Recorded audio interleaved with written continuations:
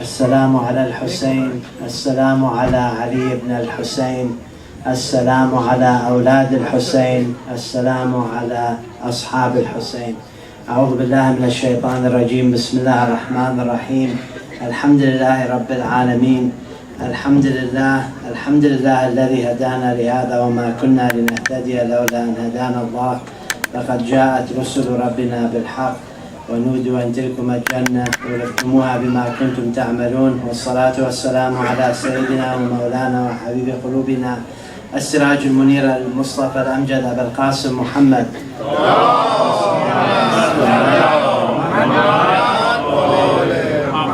وعلى آل بيته الطيبين الطاهرين وعلى أصحابه الغر الميامين. يقول الله في المحكم: بسم الله الرحمن الرحيم. ويضع عنهم إصرهم والأغلال التي كانت عليهم. صدق الله العلي العظيم.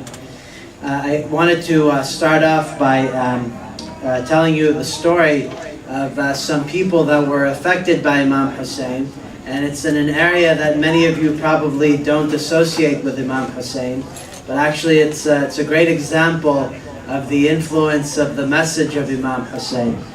This place is called Trinidad and Tobago, and Trinidad is an island nation, very small, in the Caribbean Ocean, south of the Dominican Republic and Haiti.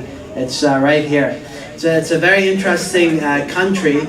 It was a British colony, but what happened is in the 1800s, 1838, the British granted freedom or independence to the slaves of Trinidad and Tobago. They were bringing in Africans, making them work on the plantations there.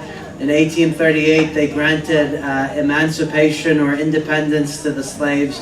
So then the slaves started to demand more rights. They wanted equal wages. They wanted, better pay. And the British government didn't like that. So what they started to do is they brought over people from the Indian subcontinent to come as cheap labor. So they would cause some competition.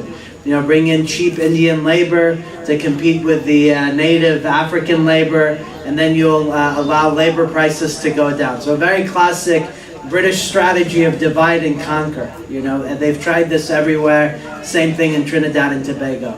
But what happened is when they brought over the people from India, some of them happened to be followers of Ahlul Bayt.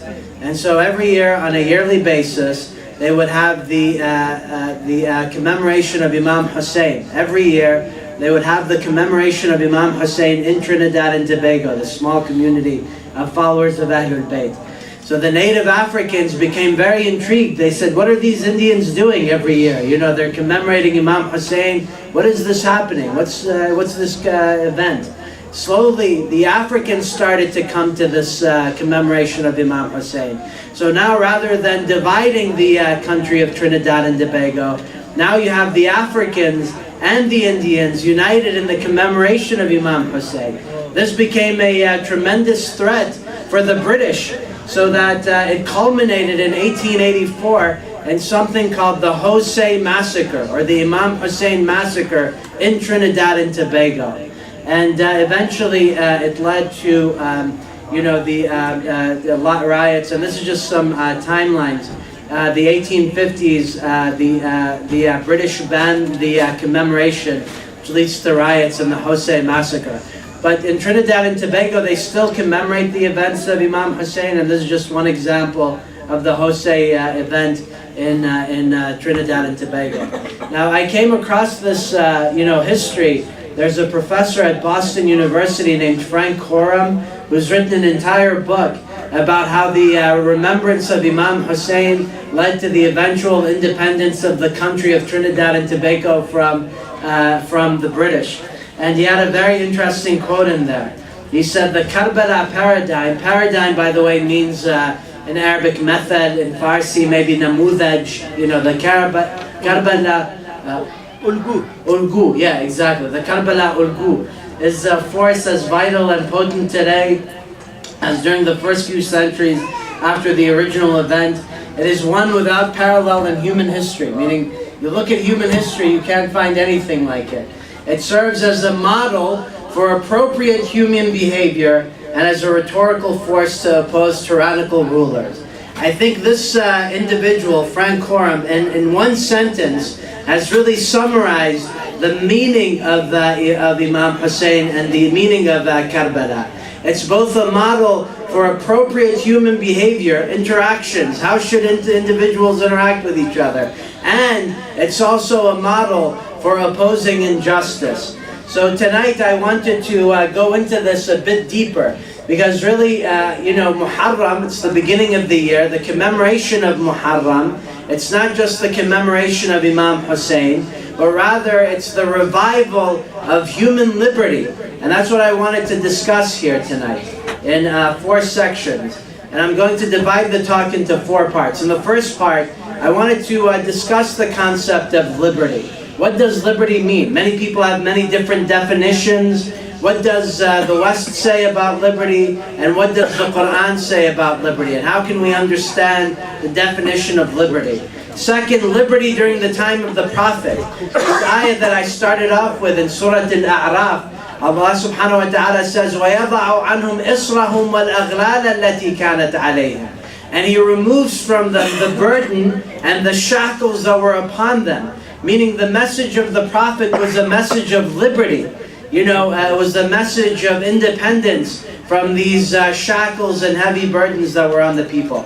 Then I wanted to talk about liberty after the Prophet, the death of liberty, and finally the Imam Hussein and the revival of liberty. And particularly I wanted to focus on one individual, Hur, whose name means liberty. Here's an individual who represents the ideal form of what human liberty represents and what we should be aiming for. So that'll be tonight's discussion.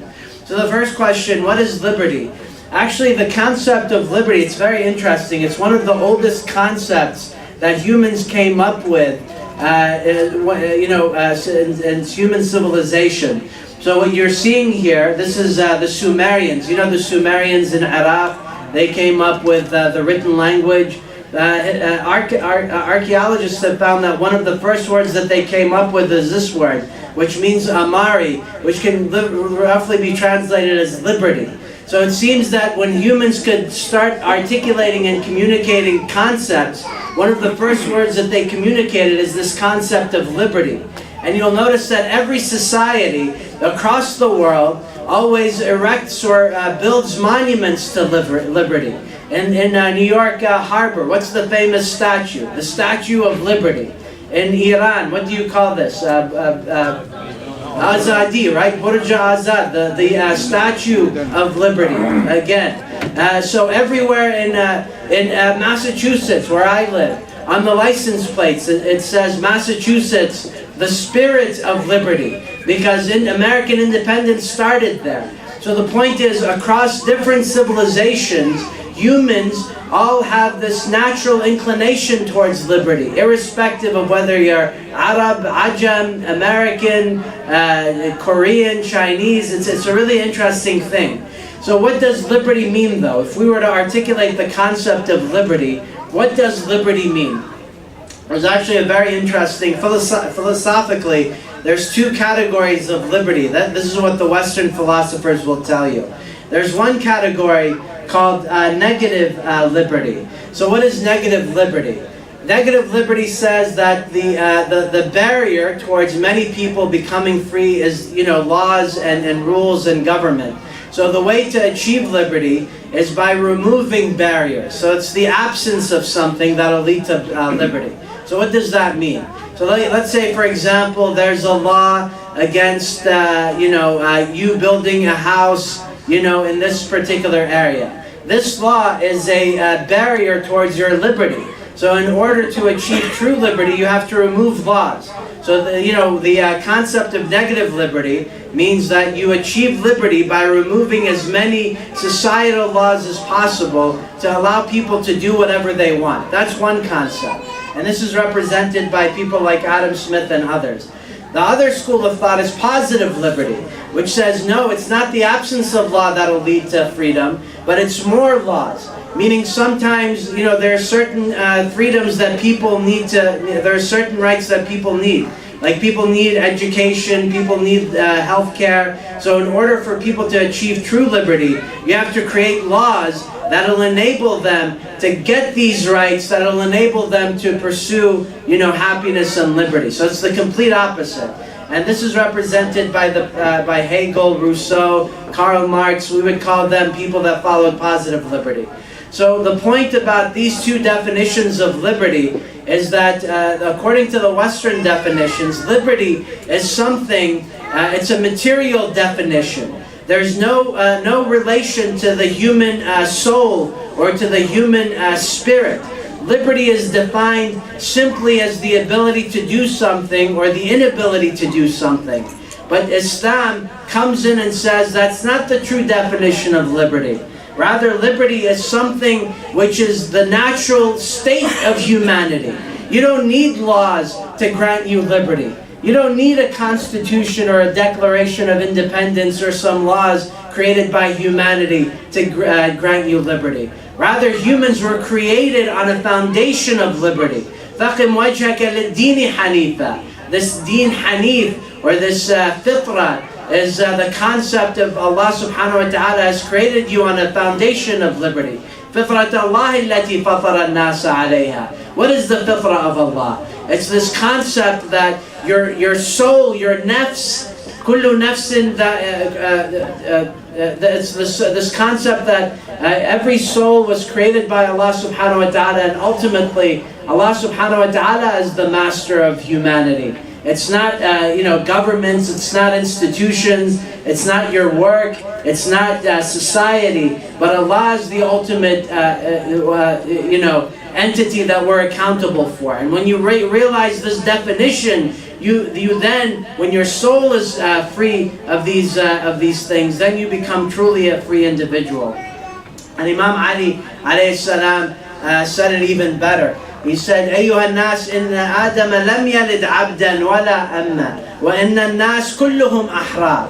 Imam Ali alayhi salam says, O people, indeed Adam did not give rise to male or female slaves. There are no male or female slaves, but rather the people are all free. الناس كلهم أحرار, meaning people were created on a foundation of liberty. So, so if liberty is a function of the soul, meaning if your soul is connected to Allah, if your nafs is connected to Allah, then the way to truly achieve liberty is to continually purify your nafs, قَدْ أَفْلَحَ مَنْ زَكَّاهَا, to truly purify your nafs, to always maintain it in the state of liberty.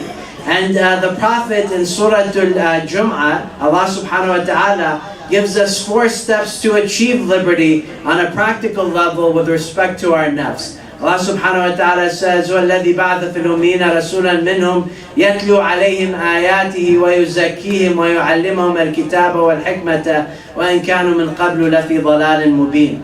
The 4 steps are, هُوَ الَّذِي بَعْثَ فِي الْأُمِّيِّينَ رَسُولًا مِّنْهُمْ يَتْلُو عَلَيْهِمْ آيَاتِهِ. Step 1 to becoming free is to reflect on the signs of Allah subhanahu wa ta'ala. وَيُزَكِّيهِمْ, and He purifies them. Self-purification is the second step that enables liberty. وَيُعَلِّمَهُمَ الْكِتَابَ وَالْحِكْمَةَ, and He teaches them the book and the divine wisdom.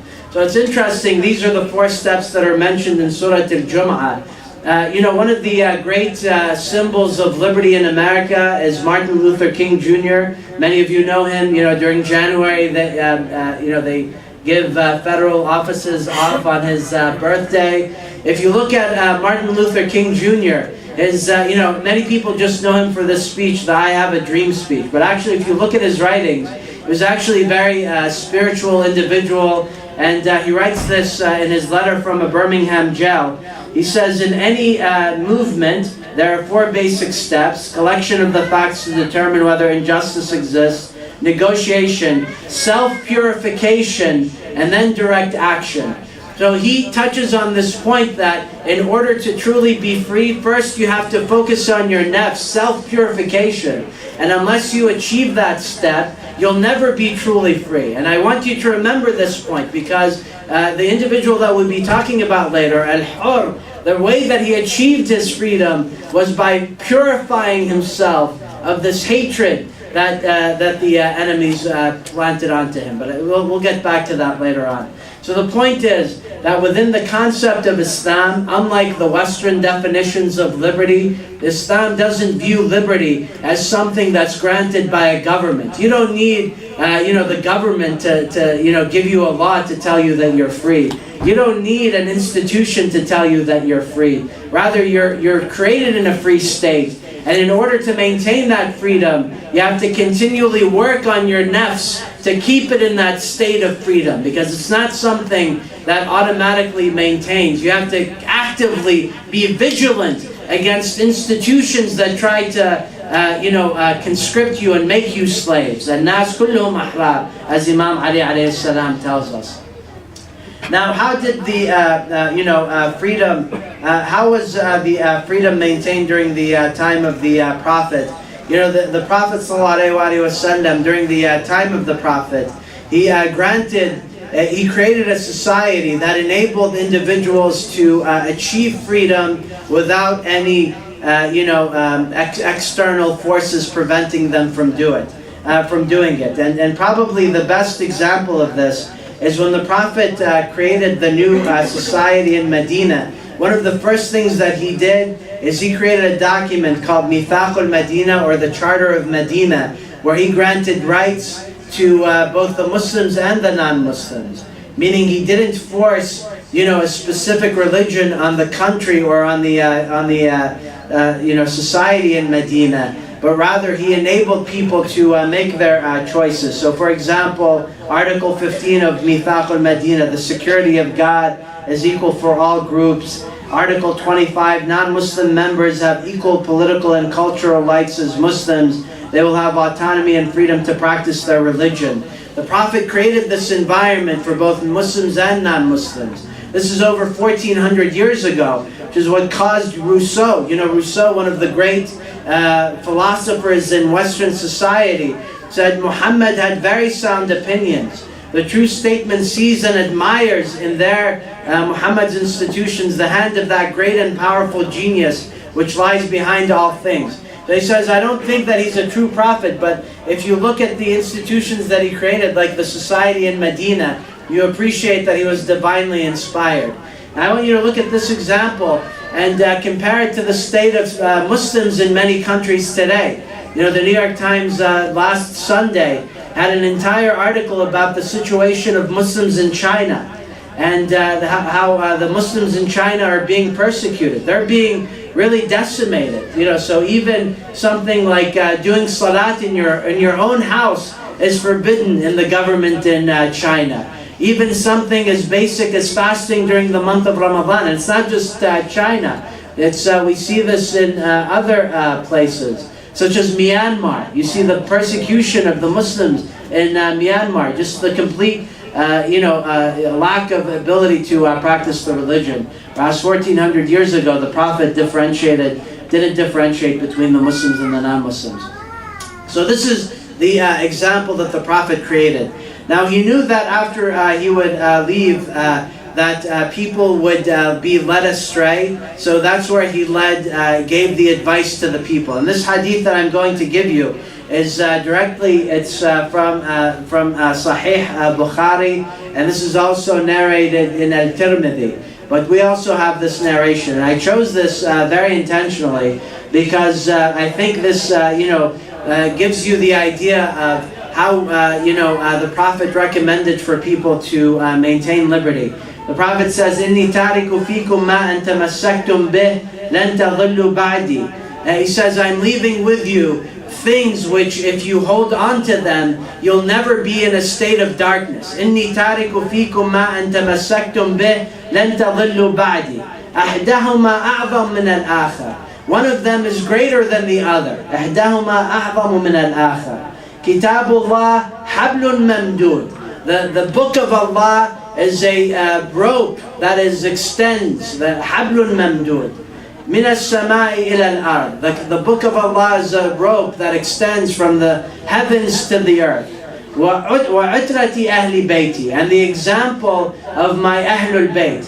ولن يتفرقا حتى يردا على الحوض فانظروا كيف تخلفون فيهما.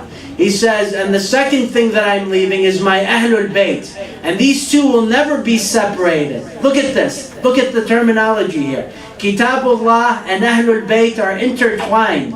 They'll never be separated. And then he tells the people, فَانظُرُوا كَيْفَ تَخْلِفُونِ فِيهِمَا. Look how you will turn against them. Turn against both the Ahlul Bayt and the Quran. Again, this hadith, the hadith that many of our brothers and sisters focus on is إِنِّي تَارِكُ فِيكُمْ الثَّقَلَانِ كِتَابُ اللَّهِ وَسُنَّتِي. That's actually a very weak hadith. There is no authentic sanad or no authentic narration that mentions that hadith. But it's this hadith which is the more authentic one. So after the death of the Prophet, you have two different governments emerging. One is the government of Imam Ali alayhi salam, and the other is the government of Muawiyah and Yazid. And they're two very different paradigms, which were competing with each other. The paradigm of Muawiyah ibn Abu Sufyan and the paradigm of Ali ibn Abi Talib. Two very different examples where Muawiyah was focused on dynasty, corruption, tribalism, focusing on the tribes being the number one thing, whereas the rule of Imam Ali alayhi salam was focused on civil service, spiritual enlightenment, justice. And I think the best example or reflection of this is just look at the house of Banu Umayyah in Damascus and look at the house of Imam Ali reproduced in Kufa. This is all you need to know about what happened to Islam after the Prophet. You have two power centers emerging. One in Medina, one in Kufa, which was represented by Imam Ali alayhi salam, and the other one in Damascus.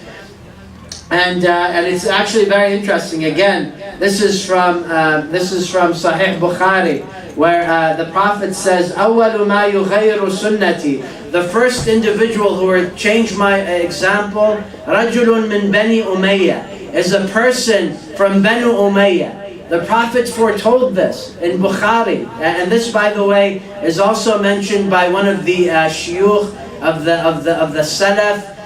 Sheikh al-Albani. Sheikh al-Albani is one of the great scholars that the Salafi Muslims turn to. He has an entire commentary on this hadith saying that the first person who changed the sunnah of the Prophet was Muawiyah after the death of the Prophet. And all you need to do is look at the example of this. But there's, even further, when you look at the life after the Prophet, after the death of the Prophet, look, even people that were protected during the time of Muawiyah, during the time of Yazid, were no longer protected. One of them is, for example, Abu Huraira. All of you know Abu Huraira narrated many a hadith, but even Abu Huraira during the time of Yazid felt unprotected. He said, حفظت من رسول الله صلى الله عليه وسلم وعاءين. I memorized two things. أما إحداهما فبثثته وأما الآخر فلو بثثته فقطع هذا الحلقوم. Said, I memorized two things. The first thing I transmitted. The second thing, if I were to transmit, my throat would be cut off. So even Abu Huraira, who was very against the Ahlul Bayt, who was always with Muawiyah during the time of Yazid, even things turned against Abu Huraira, who's one of the scholars of the rulers in charge. This is in the year 59, which is the first year that Yazid comes into power. Even Abu Huraira feels threatened and intimidated. And even further, this hadith is authentic. This again is in Bukhari. This is one of the companions of the Prophet, Anas ibn Malik. And this hadith is actually really powerful. This man named Al-Zuhri. Al-Zuhri goes to Damascus and he sees Anas ibn Malik crying. And he says, Anas, ya Anas, ma yubkik? Why are you crying, O Anas? And he says, وهو يبكي فقلت له ما يبكيك قال لا أعرف شيئا مما أدركت. Says nothing of this Islam is familiar to me. Anas ibn Malik was there during the time of the Prophet. He was in Damascus. He says, this Islam that they've done, nothing is familiar to me. إلا الصلاة. except for the salat, there's some familiarity. وَهَذِهِ الصَّلَاةِ قَدْ ضُيِّعَتْ, and even the salat has been lost. So this is Anas ibn Malik crying in Damascus because he sees all of these changes to the prophetic model, and he sees that nothing remains of the Islam of the Prophet except for the salat. But even the salat has changed during the time of the Prophet. So this is where Imam Hussein comes in. You know, it's unfortunate that some of our brothers and sisters, they say that Imam Hussein went so that he could get the leadership of the Ummah. And the famous scholar Ibn Kathir, in his book Al-Bidayah wa Nihaya, he says that Imam Hussein left Medina so that he could go to Kufa and take over the leadership of the Muslim world. But if you look at the words of Imam Hussein, he says, "Mithli la yubaya' mithla." Someone like me does not give allegiance to him. So do you think someone like that wants the throne after Yazid has destroyed it? Do you think Imam Hussein is worthy of this throne or this kursi, this chair that has been destroyed and just completely polluted by the likes of Yazid and Muawiyah? This is completely nonsense. Rather, Imam Hussein was acting on this hadith where he says, إِذَا رَأَيْتَ أُمَّتِي تَهَابْ أَن تَقُولُ لِلظَّالِمِ يَا ظَالِمْ فَقَدْ تَوَدَّعْ مِنْهُمْ. If you see my ummah fearful of saying to the oppressor, you are an oppressor, then say goodbye to the ummah. If the people don't speak to the zalim, then that's the example of when the ummah is completely lost. And you look at the situation in the Muslim world today. You know, after the prophets, al-ulama warathatul anbiya, the scholars are the inheritors of the prophet. We see so much injustice in the Muslim world today. But the question is, where are the Muslim scholars? They're the inheritors of the prophet. You see, for example, in Yemen, which according to Human Rights Watch and Amnesty International, they call the greatest tragedy in modern times. One of the reports that I read the other day said that it's a crisis of biblical proportions. You know what that means? It means that nothing like this has been seen in a long time. Where are the scholars of the Muslim world? And not just in the Muslim world, but what about in America? You know, many of these institutions, not a single one of them has spoken out against the crimes in Yemen. And it's not just Yemen. What about in Syria? You know, we have a lot of injustice occurring in Syria. How many of the scholars have spoken out against the injustices in Syria or in these other countries? Anyway, and it's not just in the countries over there, but it's over here. So that's where Imam Hussein, when he goes to, before he goes to Mina, the people that he criticizes at Mina on his way to Kufa, he doesn't just criticize Yazid and Umar ibn Sa'ad and Shimr and some of these other people, but first and foremost he criticizes the scholars. He says, "O scholars who are celebrated and enjoy good reputation, you have achieved a good name in society because of your goodwill." This is the hadith, and by the way, Sayyid Imam al-Khomeini has a very extensive commentary on this particular speech of Imam Hussein at Mina, where Imam Hussein says, "You have taken lightly your duties as leaders. You have neglected the rights of the oppressed and the lowly, but have pursued what you regard as your personal rights." Then he goes on to say, "The blind, the dumb, and chronically ill everywhere lack protection in towns, and no mercy is shown on them." So that's why, we respond to Ibn Kathir. Ibn Kathir says that Imam Hussein went so that he could get the chair from Yazid. The reality is that Imam Hussein was speaking because he felt an obligation as a great scholar, the greatest scholar of that time. It was his duty to speak out. He was speaking out to remind the Muslim Ummah of their duties with respect to freedom. And then, I'm not going to go into this, but I just want to, Al-Suyuti has an entire book called Tariq al-Khulafa, where he says he was slain at Karbala, and the narrative of his death is long, to the mention of which the heart cannot endure. Inna lillahi wa inna ilayhi raji'un. And Imam Hussein alayhi salam, in his own words, says, "In lam yakun lakum deen wa la takhafun al-mi'ad fakunu ahraran fi dunyakum." He says this on the battle of Karbala, when he's facing the other side, the other troops. He says, if you're not religious and do not fear the resurrection, at least be free men in your world. Going back to the hadith of Imam Ali, الناس كلهم أحرار, all of the people are free. Imam Hussein tells the opposing side, if you don't have religion, listen, you don't have to believe in Allah, you don't have to fear the mi'ad, but at least live a life of free individuals. Don't be slaves to Umar ibn Sa'ad or Yazid just for a few dollars, for a few pennies. Which brings us to the ultimate example of Al-Hur. Al-Hur, as all of you know, Al-Hur ibn Yazid al-Riyahi came from a very prominent family in Kufa. And he was one of the great generals that was fighting on the side of the Banu Umayyah. Banu Umayyah, specifically Umar ibn Sa'ad, had guaranteed Al-Hur. He told Al-Hur, Al-Hussein and his family is coming towards Kufa. I want you to stop them before they come to Kufa and to eliminate them. And if you eliminate them before they reach Kufa, I will give you the entire town of Khurasan or Mashhad. Think about that. This is the reward that Al-Hur was promised by Umar ibn Sa'ad. Eliminate Hussein and his family, and I'll give you the entirety of Khurasan, the entirety of Mashhad. Do you know what type of material reward that is? I mean, Mashhad during that time was one of the great cities. This is before Imam Ali ibn Musa arrived. One of the most beautiful and fertile areas.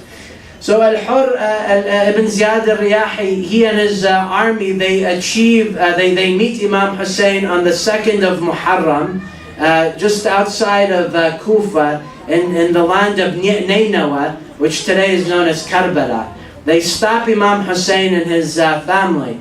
Al-Hur goes to Imam Hussein and he tells him, I can't let you into Kufa. And Imam Hussein alayhi salam tells him, why is that? And Al-Hur tells him, because I've received orders from Umar ibn Sa'ad. Imam Hussein tells him, do you know the people of Kufa have asked us to come because they're under oppression and under injustice? And Al-Hur doesn't know any of this. Anyway, the question becomes, why did Al-Hur, a very famous story, why did Al-Hur turn against Umar ibn Sa'ad and against Banu Umayyah on the day of Ashura and join Imam Hussein? I would say that the primary reason is because of the akhlaq of Imam Hussein. Al-Hur noticed the beautiful behavior of Imam Hussein throughout the duration of the 10 days of Muharram prior to Karbala. One example is on the 2nd day of Muharram, when Al-Hur arrives with his army had forgotten to bring water with him. And this is a very famous story. So it's very ironic, but Imam Hussein and his family and his side, they had some water. So Al-Hur goes to Imam Hussein and he asks him for water, and Imam Hussein gives Al-Hur water on the 2nd of Muharram. This is the same man who later on would cut off the water to Imam Hussein. Look at this behavior. Imam Hussein gives Hur water, and Hur eventually cuts off the water from Imam Hussein and his family. So eventually Imam Hussein, Al-Hur tells Imam Hussein that he has to go back. Imam Hussein tells Al-Hur, okay, let's figure this out, but it was time for Salat al-Dhuhr. So Imam Hussein tells Al-Hur on the 2nd of Muharram, he tells him it's now time for Salat. Please lead us in Salat. This is Imam Hussein, the son of Fatima al-Zahra and Imam Ali, telling Al-Hur, please lead us in Salat.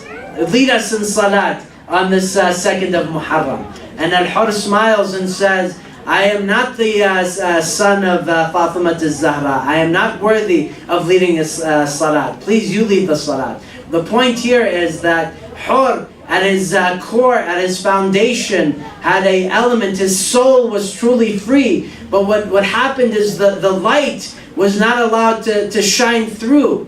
You see, Hur at his heart, at his core, was a free individual, like his name was saying.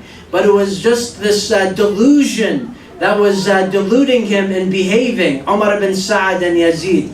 And this is really an example for all of us. You know, many times we have people that come to the masjid and they get turned away because they come to the masjid and they get judged. What do I mean by that? They come to the masjid and maybe they're not wearing the proper clothing. Maybe the sisters, they're not wearing the full hijab. And the people in the masjid, rather than welcoming them, as Imam Hussein welcomed Hur with open arms, like Imam Hussein told Hur, please lead us in salat. Many people in the masjid, they judge the people. They say, what a bad Muslim, look at their hijab, or what a bad individual, look at what they're wearing, or look at how they're behaving. See, this type of behavior turns people away from Islam. But it's the type of behavior of Imam Hussein that was the foundation that eventually would lead Hur to come to Islam. When people ask, why did Hur eventually turn to the side of Imam Hussein?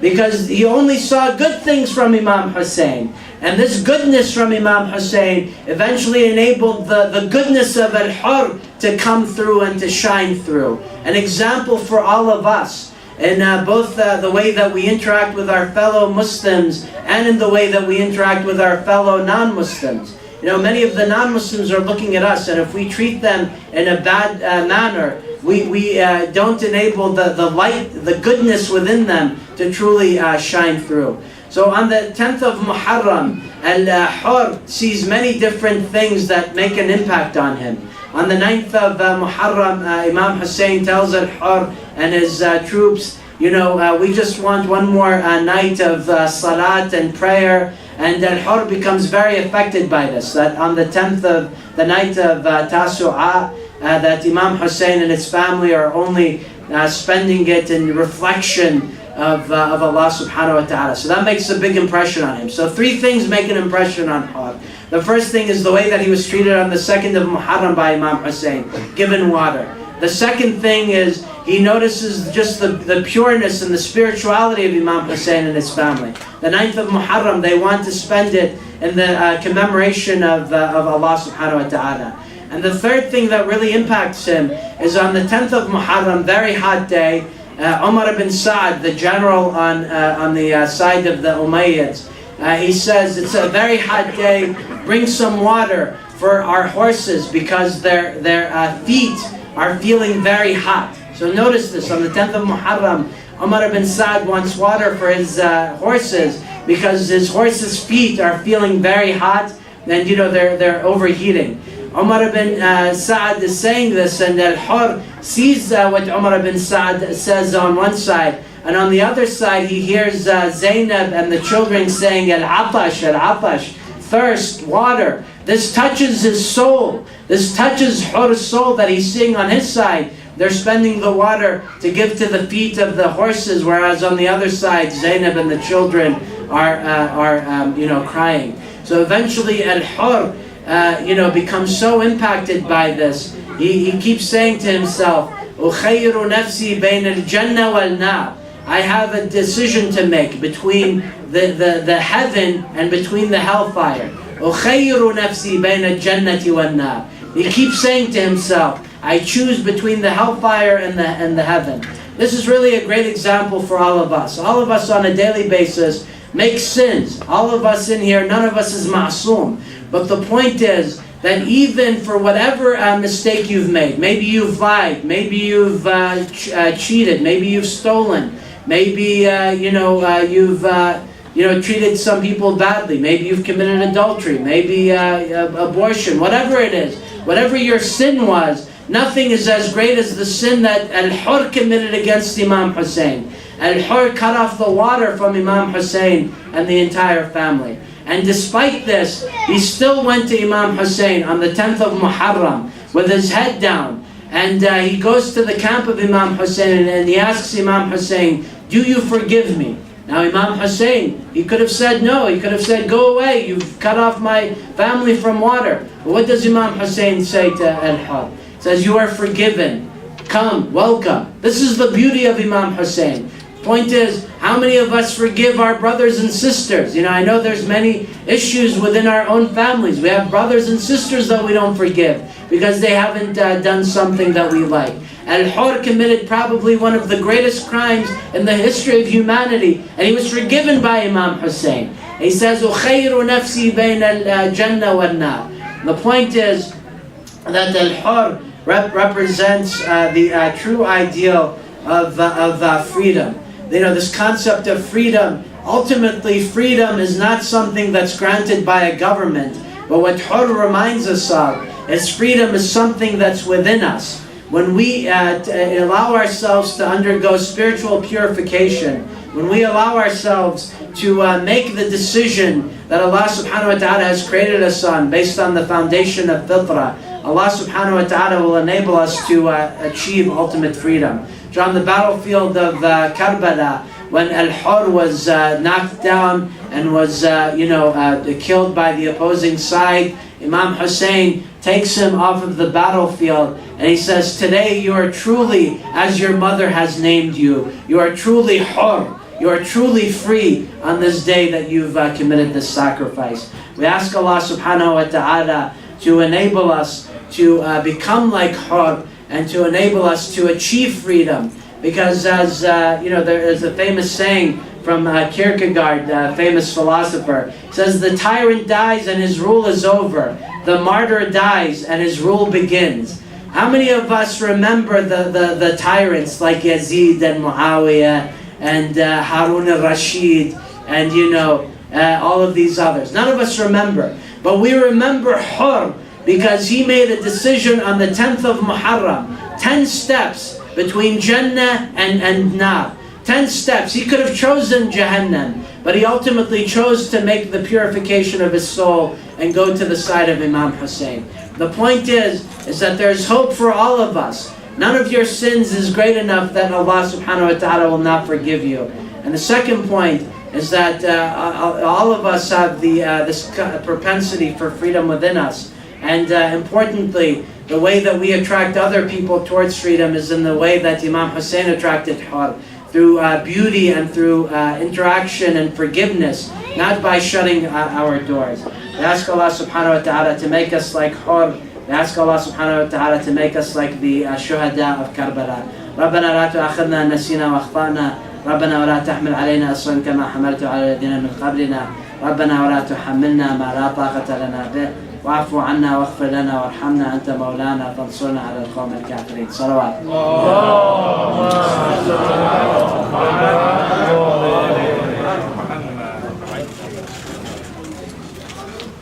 أحسنتم ما شاء الله.